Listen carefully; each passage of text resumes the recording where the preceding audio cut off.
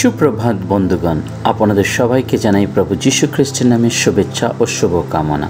আসুন দেখি ঈশ্বর তার পবিত্র শাস্ত্র বাইবেল থেকে আজই প্রাতকাল আমাদের কি বলতে চান।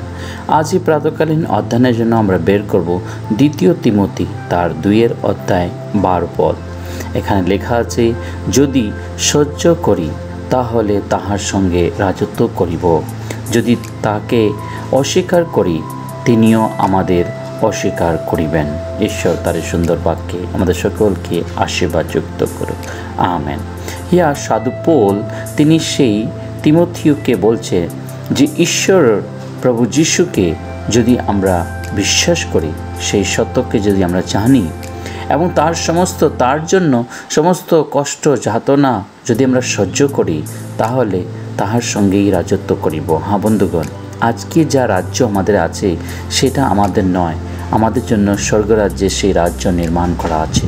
আমরা সেই প্রভু যিশুর সহিত সেই সিংহাসনে যাব, সেই স্বর্গে গিয়ে আমরা রাজত্ব করব। তাই আজকের যে পরিস্থিতি, এই পরিস্থিতিতে আমাদের সেগুলো সহ্য করে এবং প্রভুর সাথে রাজত্ব করার চিন্তা করা। যদি লেখা আছে, যদি তাহাকে অস্বীকার করি তিনিও আমাদের অস্বীকার করিবেন। হ্যাঁ বন্ধুগণ, প্রভু যীশু খ্রিস্টের বাক্যে লেখা আছে, যদি কেহ তাহাকে বিশ্বাস করে সে কোনো দিন প্রভু তাকে ছাড়বে না, তাকে অনন্ত জীবন দান করবে। তাই লেখা আছে, যদি তাহাকে অস্বীকার করি তিনিও আমাদের অস্বীকার করিবেন। হ্যাঁ, প্রভু বলছেন যদি আমরা তাকে অস্বীকার করি তিনি আমাদেরকে অস্বীকার করবেন। তাই আজ আমরা খ্রিস্ট সন্তান হওয়ার কারণ আমরা তাকে সর্বদা যেন বিশ্বাস করি এবং তার সাথে তার সহিত থেকে তার সুসমাচার নিয়ে যেন আমরা এই পৃথিবীতে চলতে পারি এবং সেগুলো করার সময় আমাদের জীবনে যা কিছু কষ্ট আসুক না কেন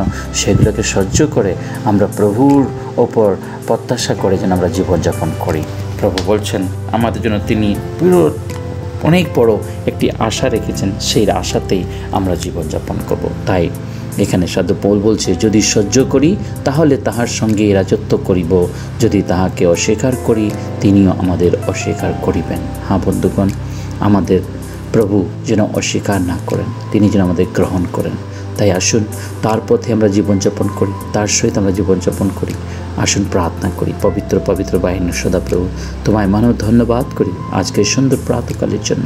এই প্রাত থেকে নিয়ে পুরোটা দিন তুমি আমাদের সঙ্গে সঙ্গে থেকো, সমস্ত মঙ্গল দেবতা রক্ষা করো, পবিত্র আত্মা দ্বারা পরিচালনা করে। এই ক্ষুদ্র প্রার্থনা যিশু তোমার পবিত্র নামে চাই, আমেন।